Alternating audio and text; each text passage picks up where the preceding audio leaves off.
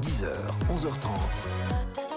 Tendance première. François Verhegen, créateur de la chaîne Science Bestiale, professeur de zoologie également à l'ULiège. Et aujourd'hui, vous nous racontez l'histoire de Timmy. Oui, est-ce que ça nous apprend finalement de nos rapports avec les animaux? Mais je vais reprendre depuis le début pour ceux qui n'auraient éventuellement pas suivi. Il y a un peu plus d'un mois, donc c'était le 23 mars, une baleine à bosse est repérée, échouée sur un banc de sable dans la baie de Lübeck au nord de l'Allemagne.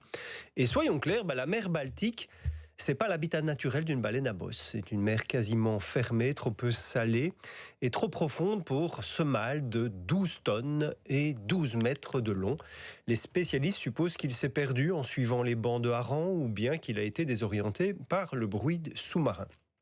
Bref, il n'aurait jamais dû se trouver là. Et la pauvre baleine est mal en point. Elle traîne un filet de pêche coincé dans la gueule et a sans doute avalé des morceaux de ce filet. Elle a des blessures probablement causées par une hélice de bateau. Et comme l'eau de la Baltique est beaucoup trop peu salée, pour elle en tout cas, elle développe une sévère maladie de peau. Quelques jours après sa découverte, la marée basse laisse la baleine à sec une première fois. Elle se libère à la marée haute suivante, rebelote quelques jours plus tard dans la baie de Wismar cette fois. Elle repart, s'échoue à nouveau, repart encore. 4 échouages successifs en un mois. Voilà, et un mois au moins qu'elle ne se nourrit plus. Et pendant ce temps, Cédric, toute l'Allemagne se déchire. Des caméras diffusent la situation en direct. Il y a des centaines de curieux qui s'amassent derrière les barrières tenues par la police. Des chaînes humaines se forment. Il y a un ministre de l'Environnement qui est attaqué en justice pour non-assistance à personne en danger. Des policiers reçoivent des menaces de mort et même le prénom de la bête divise puisque les uns l'appellent Timmy, on l'a dit, les autres veulent l'appeler Hope comme espoir en anglais. C'est tout un pays qui bascule dans une émission qu'on n'avait que rarement vue pour un animal. Et qui s'affrontent? D'un côté, on a le camp du sauvetage à tout prix. On y retrouve 2 millionnaires allemands dont le cofondateur de Mediamarkt.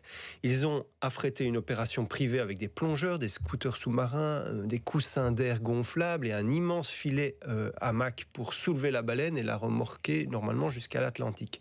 L'un d'eux a d'ailleurs déclaré aimer désormais Timmy autant que son propre chien. Dans leur camp, on retrouve aussi des associations comme Sea Shepherd, le sauveteur médiatique Robert Mark Lehmann et surtout une immense vague populaire des citoyens ordinaires, émus aux larmes. De l'autre côté, il y a les scientifiques. Ils sont quasiment unanimes. Leur conclusion, elle est résumée d'ailleurs sur vos ondes par le biologiste marin belge Kjell Moreau de l'Institut des sciences naturelles à Bruxelles, un spécialiste donc des cétacés. Les chances de survie d'un cétacé de plus de 5 mètres qui s'échoue sont quasi nulles.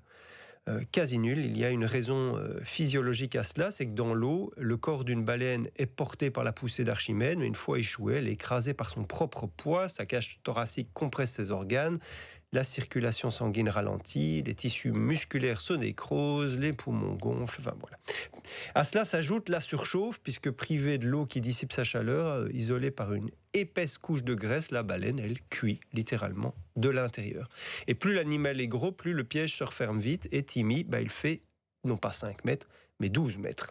La baleine, elle est malade et a peut-être de l'eau dans les poumons. Donc chaque intervention de l'homme ne fait que rajouter du stress à un animal mourant. D'autant qu'après chaque dégagement, Timmy vient s'échouer à nouveau, démontrant au mieux son état malade et désorienté, au pire, selon certains, son envie de mourir. Des affirmations qui font écho à ma précédente chronique sur le suicide des animaux. Mais au-delà du cas de Timmy et de sa médiatisation et des débats que ça suscite, ce qui me questionne, moi, Cédric, c'est ce que cette histoire révèle sur nous et nos relations avec les animaux. Des relations qui ont toujours été complexes et quelque peu paradoxales. Et je vais m'expliquer en revenant sur 2 ou 3 épisodes de notre histoire que j'estime fondateurs dans cette réflexion. Et le premier, il nous fait remonter au début du 19e. Les villes européennes sont en pleine explosion industrielle. Les animaux domestiques qui étaient habituellement réservés aux campagnes envahissent les rues des villes. Des chevaux de trait sont frappés à coups de fouet pour tirer des charges beaucoup trop lourdes. Des bouchers abattent des bêtes à même la rue.